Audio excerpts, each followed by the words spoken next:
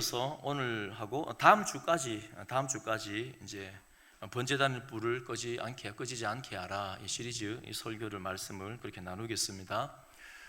지난주의 말씀을 이어서 합니다. 하나님께서 호렙산의 시내산의 백성들을 모으라. 왜 시내산에 불렀습니까? 이스라엘 백성들을 4장 10절에 보니까 그들이 세상에 사는 날 동안 나를 경외함을 배우게 하며 그 자녀에게 가르치게 하리라. 그러니까 하나님의 원대한 꿈이 계획이 뭡니까?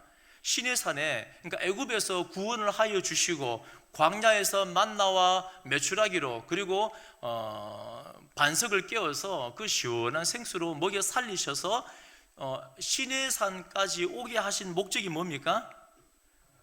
하나님을 경외함을 한 번 배워요. 평생에 사는 날 동안 나를 경외함을 배우게 하며, 자, 그 다음에 또 뭡니까? 그 자녀에게 가르치게 하리라. 아멘. 하나님께서 십자가 복음 앞에, 하나님의 존재 앞에 우리 모든 성도님들을 부르신 목적이 뭡니까? 우리 평생에 뭘 배워요?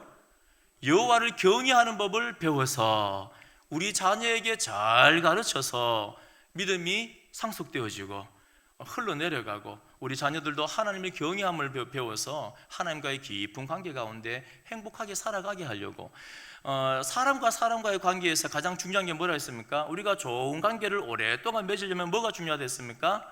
예의, 예절, 굉장히 중요합니다. 아무리 친하고 아무리 잘 알아도 예의가 없으면 관계는 삐거덕 오래 못 가요. 예의는 굉장히 중요합니다. 그런데 이 먼지와도 같은 이 피조물이 온 우주 만물에 충만하신 그분을 향한 그 예의는 뭐라 했습니까? 그게 바로 여호와를 경외. 하나님은 우리가 함부로 대할 뿐이 아닙니다. 하나님을 알면 알수록, 나를 알면 알수록, 사람은 먼지로 되었지 않습니까? 흙으로 됐다니 그 흙이 뭐냐면 먼지입니다. 먼지. 그냥 의미 없는 존재, 눈에 보이지도 않는 존재. 그러니까 복음을 통하여 나를 알면 알수록 나는 아무것도 아니네, 아무것도 아닌 존재, 훅 불면 사라져버리는 그런 존재고, 하나님을 알면 알수록 우주 만물이 점점 더 크게 와닿는 거예요. 그래서 이런 먼지와 같은 피조물이 원대한 창조주 하나님을 알 수 있는, 그분과의 깊은 교제를 가질 수 있는 그 방법이 뭐냐면 그게 바로 경외입니다. 예의예요. 감히 피조물이 하나님을 함부로 대할 수 없고 하나님을 향한 그 마음이, 그게 바로 예의입니다. 예의, 경외. 근데 하나님께서 이 경외란 단어는 간단하게 말하면 무서워하는 겁니다. 함부로 대하지 못하는 마음, 존중하는 마음, 그게 이 경외입니다. 우리 모든 성도님들의 심령 가운데 여호와를 향한 그 경외를 평생 배우고 실천하기를 축원드립니다. 그 마음이 있어야지 신앙이에요. 그런데 하나님께서 우리 성도님들을 괴롭히려고 이 경외감을 심어주십니까? 괴롭히려고 막 무시무시하게 나타나십니까? 아니잖아요. 다만 그들이 항상 이 같은 마음을 품어서 나를 경외하며 내 모든 명령을 지켜서 그들과 그 자손이 영원히 복받기를 원하노라. 아멘. 하나님께서 경외를 끊임없이 우리 성도님들께 가르치는 것은, 끊임없이 반복하는 것은, 끊임없이 평생 사는 날 동안 이 경외를 터득하게 하는 그 목적이 뭐냐면은 하나님 앞에 바른 예의를 가져서 하나님으로부터 오는 그 복을 받아 누리게 하려고. 그러니까 하나님의 목적은 우리 성도님들을 사랑해요. 대충 사랑하는 게 아니라 많이 사랑합니다. 이 뒤에 또 나오겠지만 하나님께서 여러분을 사랑하시는 것은, 그 사랑은 사람의 언어로 표현이 안 됩니다. 시간이 지나면 지날수록, 믿음이 깊으면 깊을수록 내 육신을 입고 있는 이 땅에는 그냥 알 수 있는 만큼 아는데, 이 천국 가면은 하나님이 나를 사랑하신 그 사랑의 그 깊이와 그 넓이는 점점 알게 되는 거예요. 그렇기 때문에 하나님은 그 복을 받아 누리게 하기 위하여서 우리에게 경외를 가르칩니다. 그래서 출애굽기 19장에 참 바다를 건너고 광야를 건너고 얼마나 힘든 여정을 거쳤습니까? 그런데 하나님은 따뜻하게 맞아주시는 것이 아니라 빽빽한 구름 가운데, 우리와 번개 가운데 천둥이 치고 땅이 진동을 하고 지진이 나고, 한번 상상해 보시면 땅이 막 흔들리면, 그 몇 년 전에 지진이 우리나라에 좀 크게 났잖아요. 그때 사택이 조금 덜 좋았거든요. 집이 무너지는 줄 알았어요. 제가 2층에 있었는데 막 땅이 흔들리는데 제가 그때 공포를 느꼈습니다. 이러다가 떨어져 죽겠다. 근데 제 아들이, 막내가 그때 놀래갖고 막 제 품에 안겨서 막 우는 거예요. 막 이게 막 옆으로 막 흔들리니까 조금만 더 흘리면 이게 무너질 것 같아요. 그런데 한번 상상해보면 그 정도하고는 비교도 안 되는데, 거대한 산이, 이 집도 그 사람이 지은 건물도 아니고 이 거대한 산이 막 진동이 나면서 큰 소리가 나니까 벌벌벌 떠는 겁니다. 그 시내산의 연기가 자욱하니 여호와께서 불 가운데서 거기 강림하심이라. 그러니까 이스라엘 백성들은 시내산 앞에서 하나님께서 경외를 가르치기 위해 불렀는데, 그 번개와 천둥과 우레와 지진과 불 가운데 하나님의 임재하시는 그 모습을 보면서 벌벌 떠는 겁니다.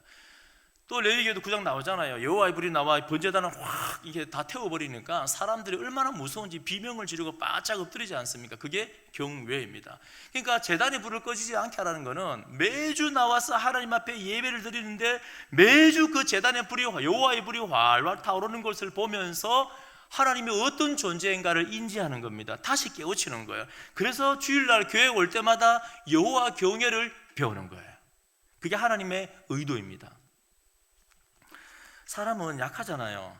그래서 우리가 마음이 감동이 되고 말씀을 들을 때 마음이 뜨겁기도 하고 찬양을 부를 때 눈물이 나기도 하고, 그런데 축도가 끝나고 밖에 나가면은 이 새로운 세상이 열린 것처럼 다 잊고 살아갈 때가 많지 않습니까? 그렇게 열심히 또 살다가 주일날 와서 뭘 배웁니까? 다시 한 번 더 내 존재에 대해서 알고 하나님의 크심을 알고 여호와 경외를 배우는 겁니다. 그게 여호와의 불을 꺼지지 않게 하라, 그 말입니다. 우리가 언제 변질됩니까? 이 신앙이 언제 변질이 돼요? 항상 깨어 있어야 됩니다. 언제 변질이 되냐면은 여호와를 경외하는 그 마음을 상실하였을 때, 하나님이 만만하게 보일 때, 그때 피조물로서의 자리를 잃어버리고 내가 마치 창조주가 된 것처럼 하나님을 가벼이 여길 때, 그때 신앙은 변질이 돼요. 그래서 하나님께서는 매주 제단의 불을 꺼지지 않게 하라, 활활 여호와의 불이 타오르게 하라는 것은 매주 나와서 그 불을 보면서 그 불 가운데 임재하셨던, 시내산에 임재하셨던 그 하나님을 바라보면서 하나님은 거대한 분이야, 그 창조주에 대해서 경외함을 배우는 겁니다. 또 한 가지 제단의 불을 꺼지지 않게 하라는 것은 뭐였습니까? 지금 제단의 불이 활활 타오르고 있는데 도대체 뭘 태우는 겁니까? 제물을 태우잖아요. 어떤 제물입니까? 바로 내가 죽어야 되는데 내 죄를 짐승에게 전가시켜서 그 짐승이 핏부림을 당하고 각을 뜨고 그 제단에서 나 대신에 태우는 거예요. 완전하게, 번제는 완전하게 태우는 겁니다. 그럼으로써 마땅히 내가 죽어야 되는데 나는 절대 하나님 앞에 설 수 없는 먼지와도 같은 존재인데, 그 불을 바라보면서, 제물이 태워지는 걸 바라보면서 하나님이 흠양하시고 여호와 앞에 나아갈 수 있는 길을 환하게 열어 놓으신 것입니다. 이 죄인이 다시 하나님을 만날 수 있는 길을, 하나님과 교제할 수 있는 길을 열어 놓으신 거예요. 이거를 뭐냐면 은혜다, 은혜. 그러니까 제단의 불을 꺼지지 않게 하라는 것은 날마다 그 제단의 제물이 활활 타오르는 걸 보면서 내가 죽어야 되는데, 우리는 말마다 주님 앞에 나오면서 피와 물을 몽땅 흘리신 예수 그리스도께서 제물, 화목제의 제물이 되셔서, 그러니까 우리는 그 예수 그리스도의 그 피 위에 우리는 앉아서 예배를 드리는 겁니다. 그래서 매주 하나님 앞에 나올 때마다 그 예배를 드리면서 하나님의 그 은혜를 우리는 누리게 되고 받게 되고, 그 은혜 가운데 다시금 돌아가는 겁니다. 세상에 갔다가 자꾸 세상의 문제들이 내 눈에 보이고 세상 일들이 내 눈에 보이면서 마음이 세상에 빼앗겼다가 다시 주일날 이 자리에 나와서 우리가 회개 기도 드리고 찬양을 하고 예배를 드리면서, 맞아, 예수 그리스도의 그 복음, 그 피 때문에, 그 보혈 때문에, 나를 위해 몽땅 흘리신 그 피 때문에 내가 오늘도 이 자리에 앉을 수 있고 내가 구원받을 수 있고.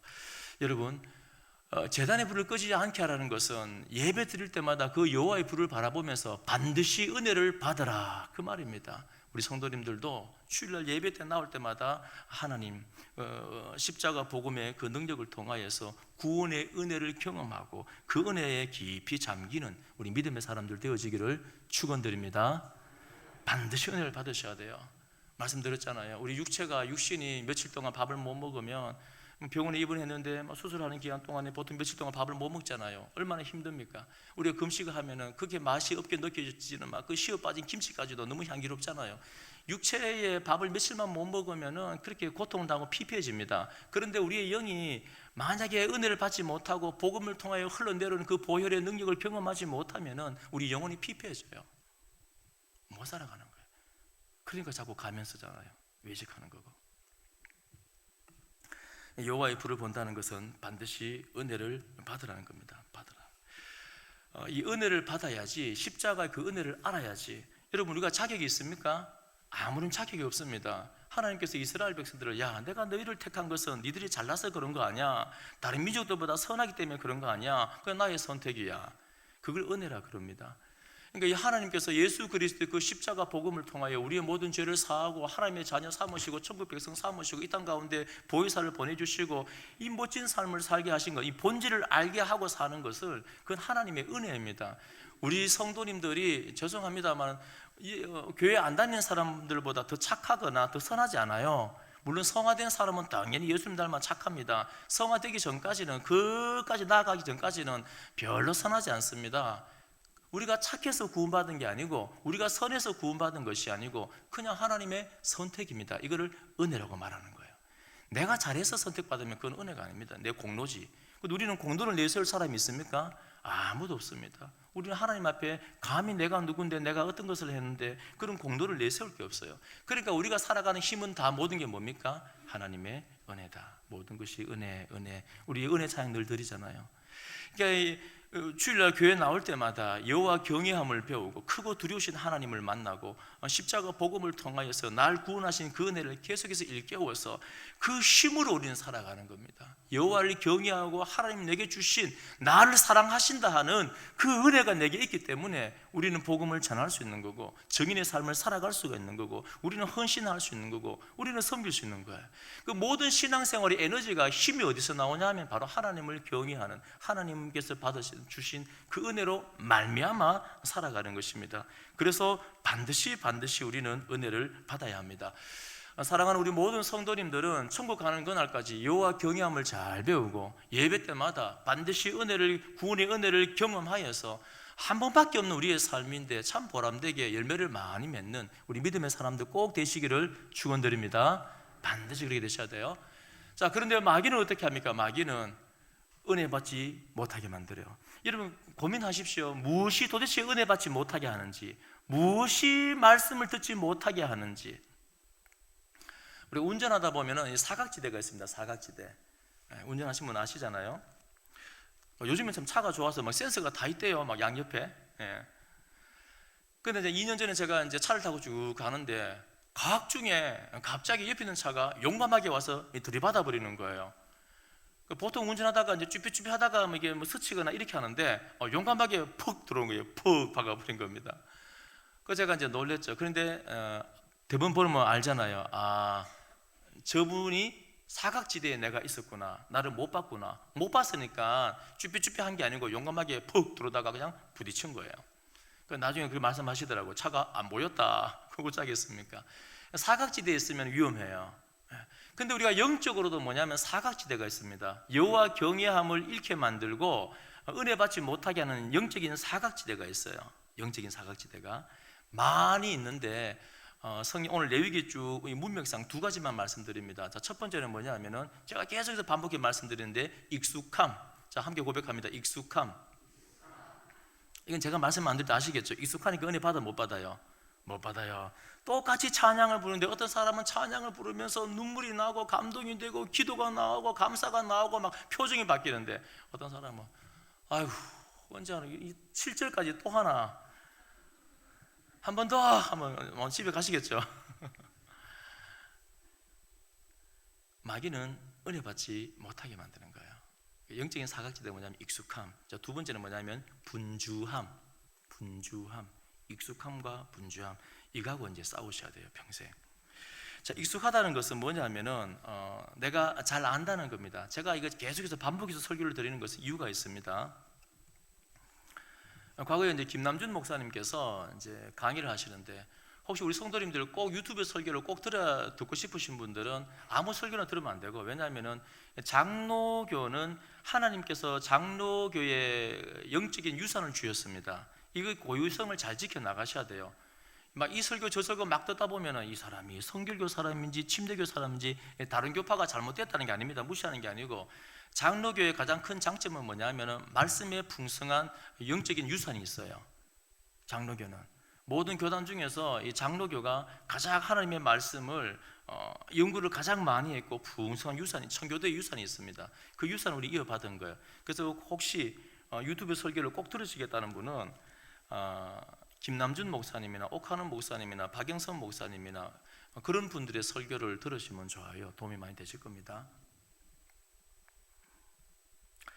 하루는 김남준 목사님이 이제 강의를 하는데 십자가에 대해서 이제 설교를 해요. 이제 강의를 합니다. 수업 시간에 신학교에서. 그런데 다 십자가 모르는 사람 누가 있어? 다 알지. 그 자리에 앉아 있는 학생의 반응이 어떻습니까? 에이, 목사님 좀 깊이 있는 거 뭐 쪼개, 말씀을 뭘 쪼개 자꾸 뭐 쪼개고 뭐 이러는 거 깊이 있는 걸 해야지. 뭐 또 십자가 다 아는 얘기를 해요 하고 학생들 반응이 시큰둥합니다. 근데 목사님은 끝까지 1시간 반 동안 해요. 자, 그 다음 시간에 또 십자가 하는 거야. 그 학생들이 이제는 졸립니다. 아, 이거 또 얘기 안 해. 보고 졸아요. 세 번째 또 똑같은 걸 해요. 이제 학생들이 화가 났습니다. 아니, 그 강의 준비를 안 하나? 내 아는 얘기를 왜 하나 자꾸? 요 십자가 때문에 요 왔는데, 신학교까지 왔는데 뭐 또 십자가 가르친다고 저러노?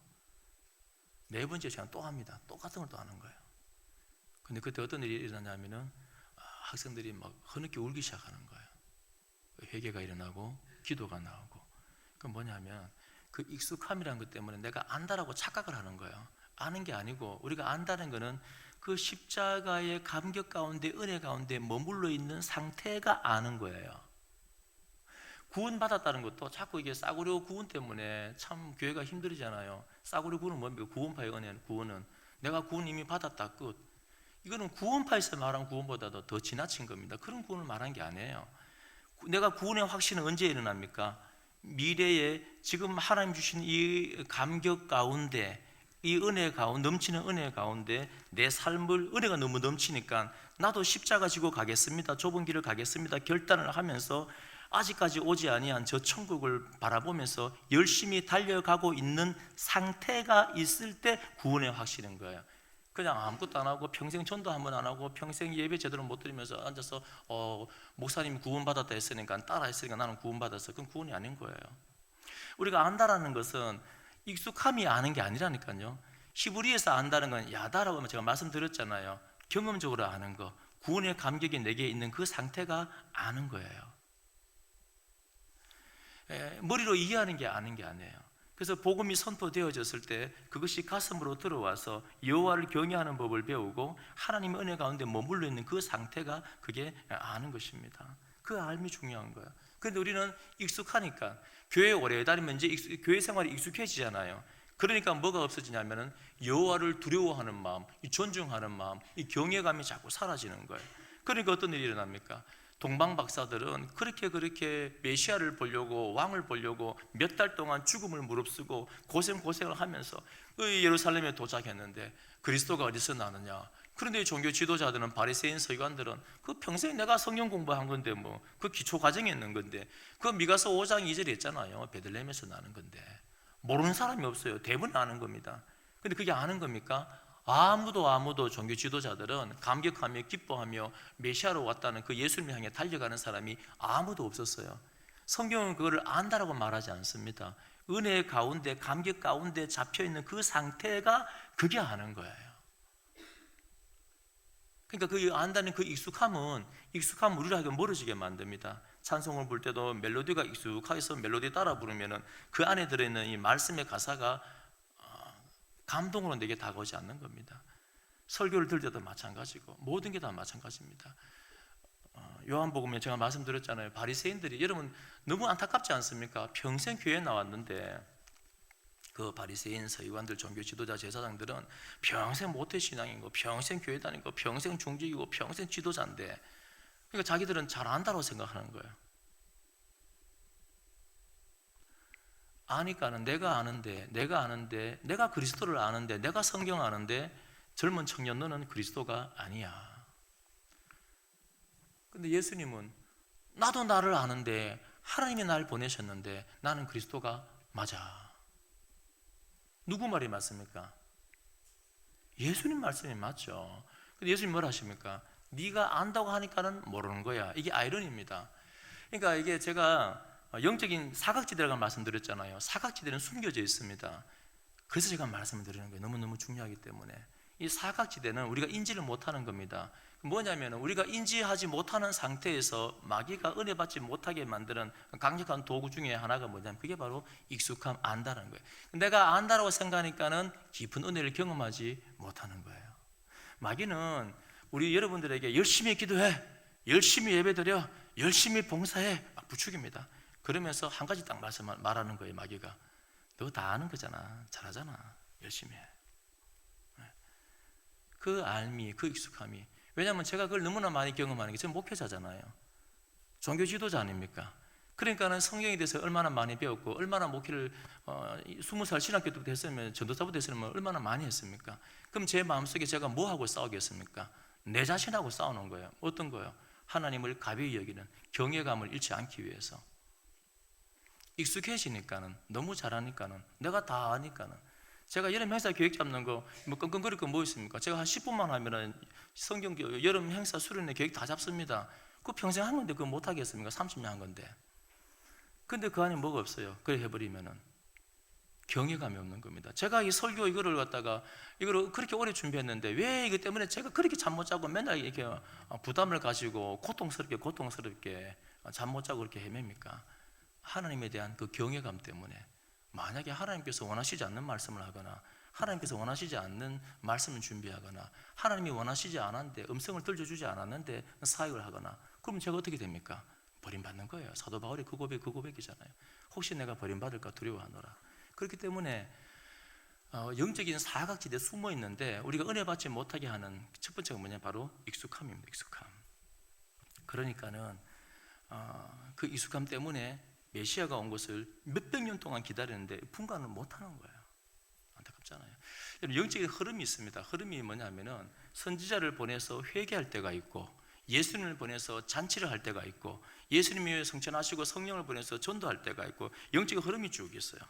그런데 이 바리새인들의 모르는데 안다라고 생각하는 그 가면 쓴 사람들의 특징이 뭐냐면은, 예수님이 얼마나 답답했으면 하나님이 주시는 이 영적인 흐름을 전혀 타지 못해요. 누가복음 7장 32절에 보면, 비유하건대 아이들이 장터에 앉아 서로 불러 이르되 우리가 너희를 향하여 피리를 부르도 너희가 춤추지 않고 우리가 곡하여도 너희가 울지 아니하였다 함과 같도다. 예수님이 답답한 거예요. 내가 메시아가 왔으면 축제를 부르고 잔치를 벌일 때고, 내가 올라가면 회개를 할 때고, 보혜사를 보내면 증인으로 살아갈 때인데, 나는 피를 불고 있는데 여기서는 곡하고 있고, 나는 곡하고 회개하고 있는데 여기는 춤추고 있고. 그러니까 하나님의 영적인 흐름을 전혀 모르는 거예요. 하나님께서 교회 가운데 부어주시는 영적인 흐름이 있습니다. 때가 있어요. 마음 모아서 이런 제목까지 기도할 때가 있고, 이런 말씀이 필요할 때가 있고, 하나님이 그 영적인 흐름을 가지고 쭉 인도를 하시는데, 은혜를 받지 못하면, 경외감을 우리가 갖고 있지 못하면은 어떻게 하냐면 그 영적인 흐름에서 쭈삣쭈삣 튀어나와요. 뭘 해도 반대를 합니다.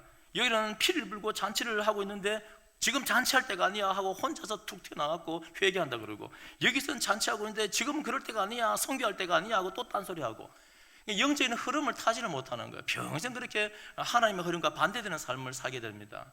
그게 바리새인들과 서기관들과 제사장들이에요. 그렇기 때문에 우리 모든 사랑하는 성도님들은 늘 우리의 영적인 사각지대를 잘 알아서, 나는 아는 게 아니야, 하나님 나는 무지합니다, 깨닫게 해주세요.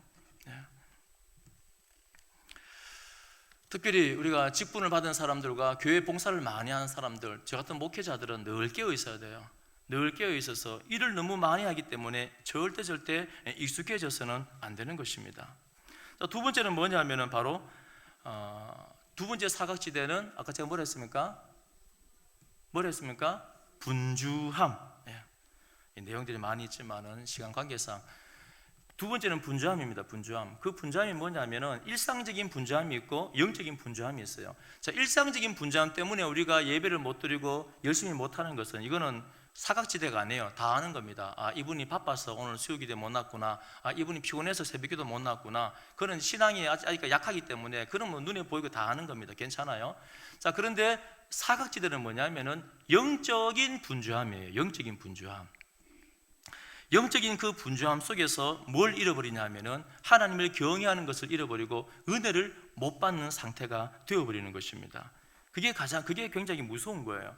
그러니까 종교 지도자들처럼 하나님의 일을 하기는 많이 하는데, 많이 하면 할수록 그러니까 경외함을 평생 배우고 그 하나님을 두려워하는 가운데 구원의 은혜를 받으면서 그 속에 잠겨 있을 때 하는 그 봉사와 그 섬김은 열매를 맺게 되어 있는데, 경외감을 배우지 않고 은혜를 받지 못하는 상태에서 하는 그 열심은 자기로 하여금 영혼을 더 피폐하게 만드는 거예요.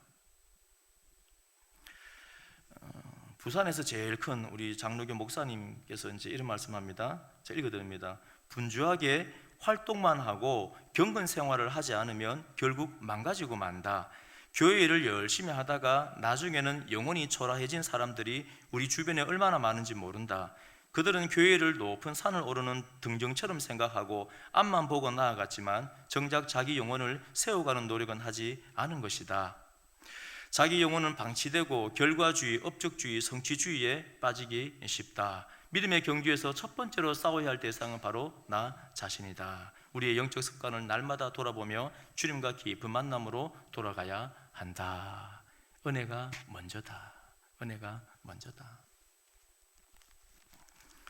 직분을 가지셨거나 교회 봉사하거나 교회 오래 다니신 분들은 항상 내 안을 들여다보십시오. 내가 지금 은혜 가운데 있는지, 여호와 경외가 있는지. 그거 없는 상태에서, 여러분 예수님께서 오시니까는 마르타가 얼마나 신났습니까? 예수님 우리 집에 왔는데 너무 신나니까 막 열심히 예수님을 대접하고 손님을 대접하려고 막 움직이잖아요. 근데 마리아는 참 얄밉게 저 예수님 발치에 앉아갖고 말씀을 듣는 거예요. 화가 나잖아요. 막 참고 일합니다. 참고 일하다가 화가 계속 나요. 그때 어떻게 합니까? 예수님한테도 화가 나는 거예요.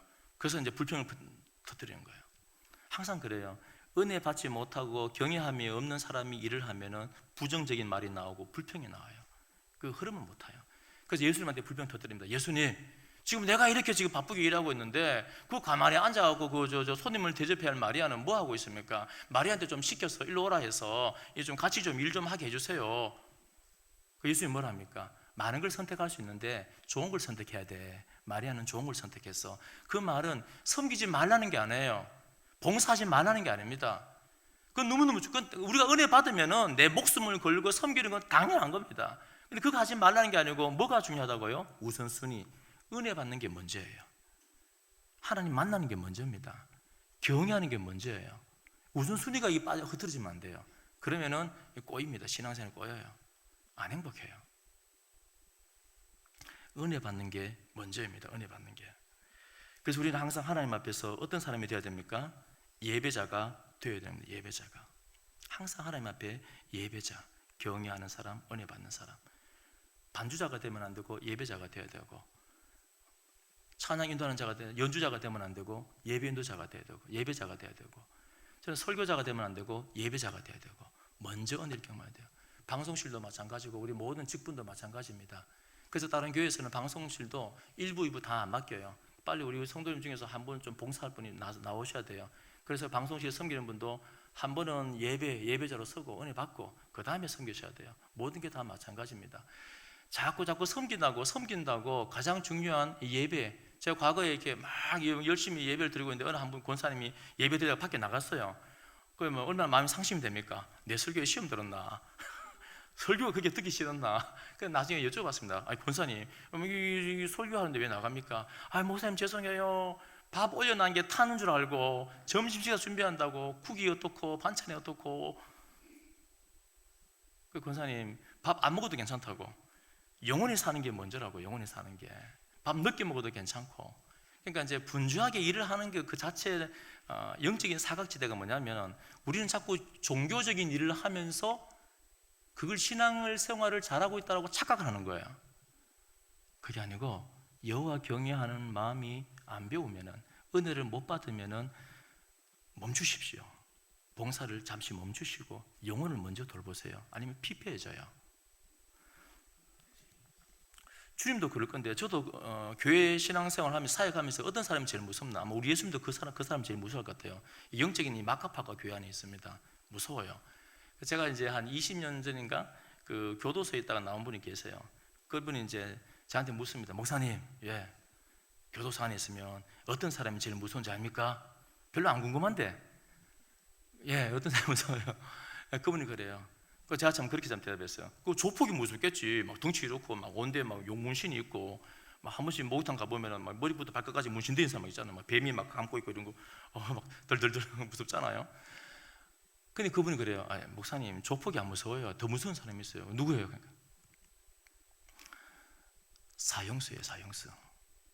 사형수는 소망이 없기 때문에 그 사람 건드리면 어떻게 될지 몰라요. 우리 아무도 안 건드려요.